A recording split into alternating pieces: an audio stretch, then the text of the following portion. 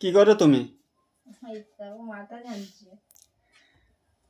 তো বন্ধুরা দেখো, তোমাদের দিদিভাই রেডি হয়ে গেছে, এখন শর্ট ভিডিও বানায়। চুলটা উঠছে শুধু দেখো, কতটা চুল উঠছে? হালকা ছেনেছি তাই এত বাবা, উঠেছে। তো অনেক চুল উঠে গেছে তো। এরপরে মানে পুরো ফুল যদি চুলটা ছানি তাহলে আর বলতে হবে তো না। এখন দেখো রেডি হচ্ছে তপতি। এখন কিসের জন্য রেডি হচ্ছ? রান্না করার জন্য। রান্না করতে গেলে এত সাজগোজ লাগে? নাহলে রান্নার তরকারিটা টেস্টি হবে না, না সাজলে। বুঝতে কিন্তু পেরেছো? রান্না করার জন্য এত লোক সাজে, আমি এই প্রথম জানলাম। তাই না? হ্যাঁ, তুমি জানো না এর আগে?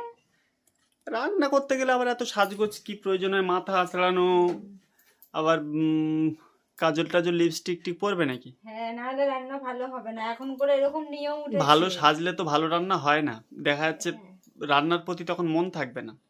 এখন করে তোমরা জানো না, ভালো সাজলে ভালো রান্না হয়, আর না সাজলে তরকারি তখন খারাপ হয়। সত্যি? সত্যিকারে। হ্যাঁ। তাহলে তো রান্নার মন থাকবে। আর হ্যাঁ, মন থাকবে।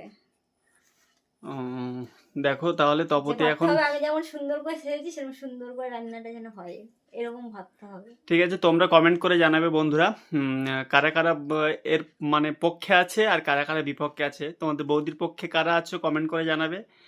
আর মানে বেশি সব আমার আর পক্ষেই বিপক্ষে হবে। কারা আছো জানো, যে মানে সাজগোজ করে রান্না করলে কি রান্না ভালো হয় না নর্মালি যেমন থাকে তেমন অবস্থায় রান্না করলে ভালো হয়, সেটা জানাবে। সবাই আমার পক্ষেই হবে, দেখতে আমি বলছি। তো চলো তাহলে রান্না করা যাক। আর রান্না করো, দেখি কেমন লাগে, তারপরে খেয়ে তো বোঝা যাবে কেমন ভালো হয়েছে কি খারাপ আঙুল হয়েছে। চেটে খেতে হবে ডিমের ঝোলটা। কি রান্না করবে তাহলে আজকে? ডিম ডিম। আন্ডা? হ্যাঁ।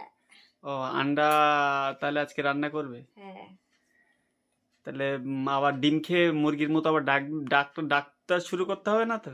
ডাকলে আমি এরকম করে চুবড়ি বেঁধে দেবো যাতে অনেক বাচ্চা হবে।